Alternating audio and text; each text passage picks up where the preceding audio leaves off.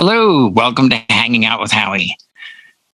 Before we get into it, I'd like to acknowledge one of our longtime sponsors, DJEventPlanner.com.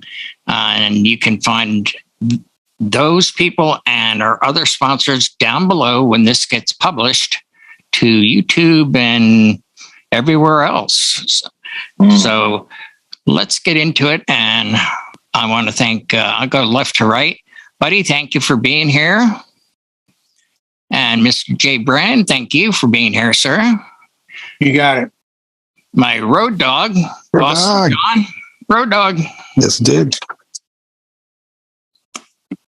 And we have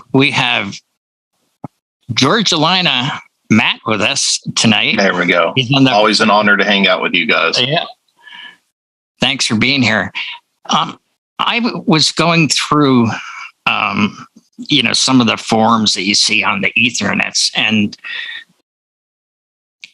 I think it was one of the longest ones this week. And what happened was this DJ was doing a wedding, and it was, he's going to do the ceremony and the reception.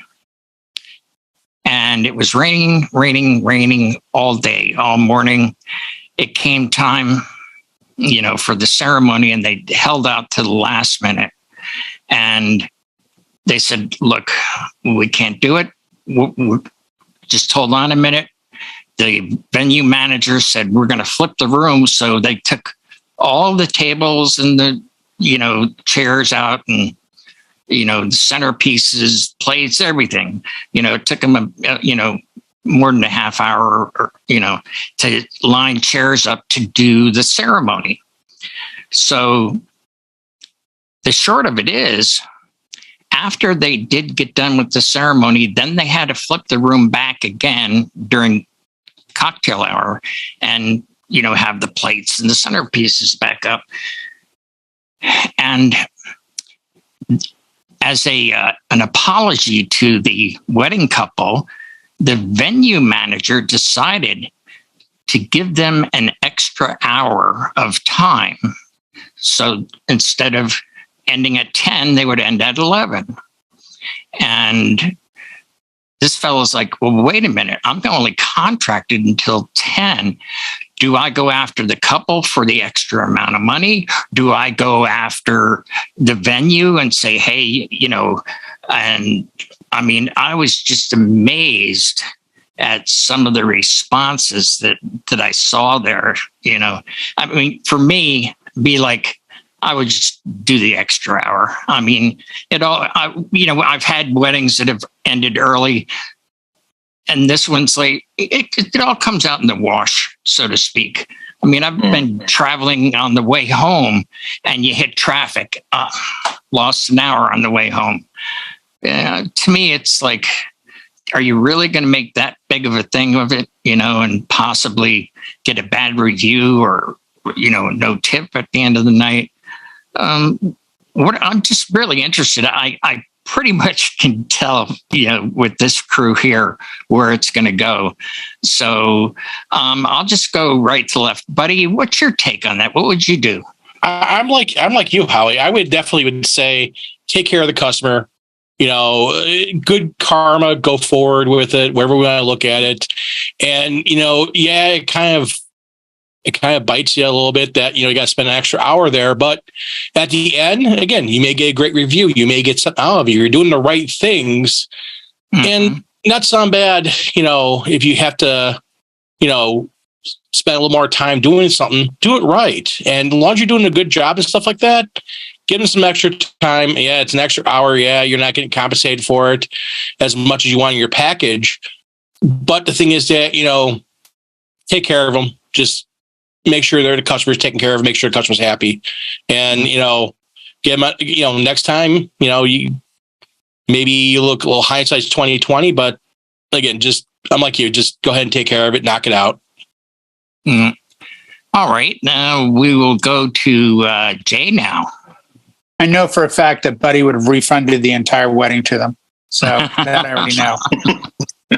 Just because of the rain, Buddy would have done the wedding, but still refunded all of it. No, I would not have. This has happened to me. This has actually happened to me. And you know what? I'm all about karma and reviews and being a good little boy. But I have a business to run and I have a contract. And if the client doesn't want me to break the contract on my end, then the client shouldn't break it on theirs. The client is out of the picture on this because the client didn't extend the event expecting me to stay for free. The venue did. And this has happened to me not once, but twice, where a venue screwed up. Dinner service was really slow. And I'll even tell you where it was. It was at a Ritz-Carlton in LA. And the client came to me and said, I can't believe dinner took almost 2 hours. It was supposed to be an hour. I'm so upset. I'm like, they owe you an extra hour at the end of the night. She's like, what about you? I said, they also owe me the money for the extra hour. And I have no doubt that they'll understand that. And with that, the banquet captain came over and said, we're going to give the client another hour of time tonight. What is your fee? And I said, it's $250. Great. Can you invoice us? We'll pay you. And they did. And the other venue did the same thing. They screwed something up and they came to me and said, what time are you contracted till? 10 o'clock. We're going to extend the client an hour of our staff and time. What is your fee for 1 hour? $250. Okay, then we'll pay you directly. Do you take credit cards? Yep. Guys, I get it. Let's all be nice. And, our time. We give so much of our time at these events. I do a 5-hour wedding that I show up 2.5 hours early for, an hour breakdown, another hour drive. It's not a 5-hour event. It's all part of the event. But at the core of my events is a piece of paper that an adult representative of my company signed and someone else signed. And I think it's unfair of anyone to expect that contract to be broken on either end. If the client suddenly said, hey, man, we're going to do another hour. Is that cool with you? Of course it is. You signed a contract that says you can always extend. And real quick, not to take up the show, I had 2 lawyers. I did their wedding, women, super cool couple, but they initially hired me for 6 hours. And then towards the very end of the process, they came in and said, we've changed a bunch of stuff. We're only going to need you to go 6 to 9. And I'm like, oh, they're like, we went through your contract. There's nothing in there about cutting time. So we're going to agree with you. We'll redo your contract if you could bring the 6-hour time down to 3 hours. And they were 100% right. There was nothing in it. The next day, my lawyer wrote in a clause in my contract. You can always extend the times in this contract. You cannot, it's not minus, but it's some other wording. You can add time. You can't renege time or retract time. Right. So the initial signing of the contract is 5 hours. It's 5 hours. Because I'm sure you guys get this where it's like playtime is 9 to 11, but we need you set up by 7. Are you going to tell me those 2 hours before are free? No. So the venue had rain. They knew the weather forecast. They have a radio. They have a TV. They have a phone. Right. I'm sorry. I should be a nice, sweet boy, but the venue owes that DJ an hour of their time. Plain and simple. He was pretty clear. What upset this particular DJ is that he was not notified. You got very lucky that the venue managers came to you and said, what would it take? They expected him to do the extra hour for free. No. Yes, I would have just gone to the clients and said, hey, I understand the venue is extending your night by an hour. Okay, let me go talk to them about paying me for the extra hour because I'm only here till 10. And that's only fair to me. I mean, if your boss at work said, oh, I didn't tell you you're working till 6, not 5, and you're an hourly employee, you'd expect that hour pay, wouldn't you? Well, guess what? A DJ is the same thing. Unless his contract says unlimited time, no ending time, and I get that. And I know DJs that do as much time as you want contracts, knowing they're never going to go over 7 or 8 hours. Right. Yeah. So yeah, I would have taken it up with the venue immediately and said, guys, either pay me or I'm stopping at 10. Let them hang out and drink for an hour. And would it bite you in a review? It might. But if you have the right to respond to that review and say, I'm terribly sorry you feel that way. My 5 to 10 contract was fulfilled at 10 p.m. The venue decided to let you stay for the extra hour, but no one was willing to pay me for that hour. Therefore, I had to take down my gear and leave. If I'd gotten hurt off my contract, my insurance company, I guarantee, wouldn't cover me if I was no longer working within a contract realm. So if there's a problem, mention your insurance. There you go. All right. This is not legal advice or binding on any level that I'm giving you. Dave Brennan, attorney at law, Esquire. Absolutely. I'm not an attorney, but I might drink like one sometimes. He's a pastor, but he's not a lawyer. Yeah, no, that's completely good. If I give you officiant advice, that's it. I got paperwork on that one. You go reflect on that and go do 3 Hail Marys. I did go to Fred's University for a little while, and I have a T-shirt that says "Go." Yes, Fred's you. Hey. Yeah, it's a good segue for John. Yeah, I think so. I think I can pick up the ball and run with it a little bit from here. No, I'm with Jay with the power of the contract. For the insurance purposes and the fact that that's what you had agreed into. Now, if the venue was sloppy and the extra hour because of their misdoings, wasn't ready, ran long, kitchen was slow, that's 100% falls on the venue. But this particular instance, just because they said it was rain and the event manager wanted to do something good for the couple, they flipped the room, they gifted them an hour. Maybe their guests don't want to stay that extra hour, even with that gift, but it made up for the delay on paper, so to speak, right? Right. So the worst case scenario, the worst thing that you would do would be to ask the couple to reimburse you for the time that you're staying that they were gifted. So it's definitely to go after the hall, or just if you're charging for the day and you say, it's built into my price, I don't have a gig at 11 o'clock tonight, you own me for the day, you're paying me for a result, not per hour, and something like that. I wouldn't press it too hard. If you could get the additional hour out of the venue, I'd be happy. I'd be happier than not getting it. But if it was just a case of, hey, you just have to go to the end, in the end, it's going to be fading off because now you're going into 11s and midnights. It's an olive branch for something that may not even materialize. Everybody could be gone at 10:30 still.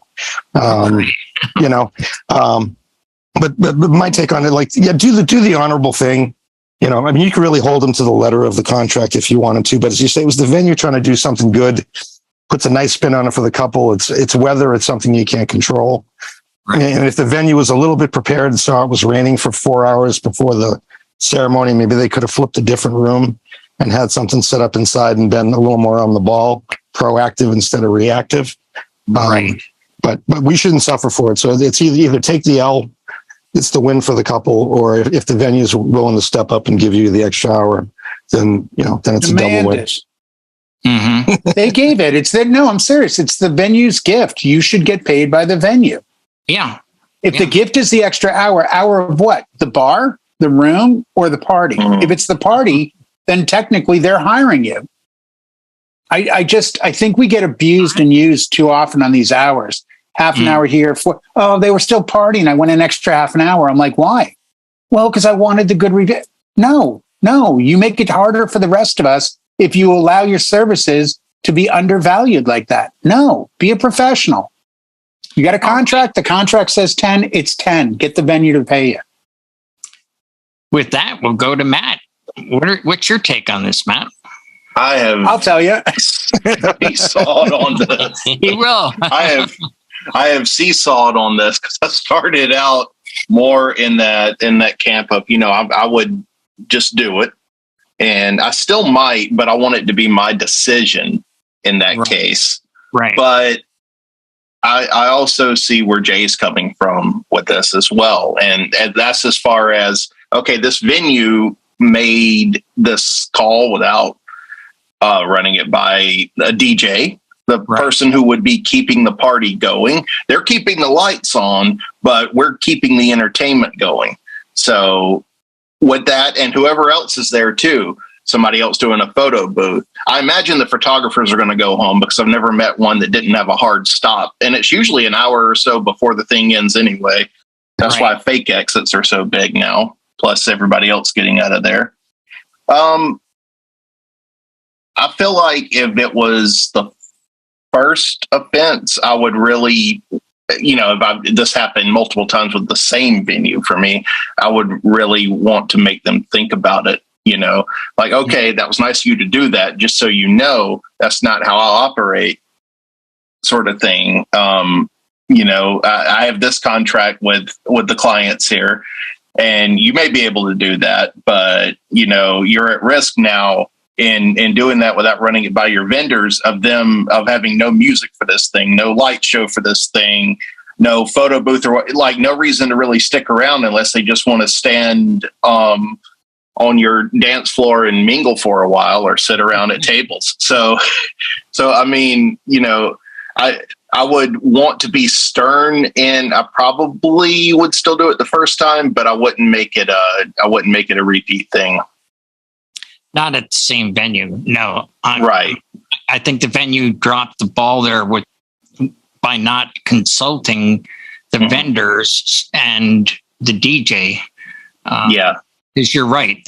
Most, in my experience, that, the photographers, they're out there by, 9 o'clock. They're 8 o'clock, 9 o'clock. Yeah, gone. And they've had a 12-hour day by that point anyway. So. Yes, they have. Yeah. Because they're taking pictures of the bride, getting her hair done, this and that. So they have a very long day, and they're not done either, because when they go home, there's all that post stuff, and then the proofs and on and on and on. At least we get to go home and say, okay, next. Yes. All right. Well, guys, we have actually fulfilled our duties for the evening, and want to thank you all for watching. And we'll be back next week. And as always, if you have a topic you would like us to cover, leave it in the comments down below.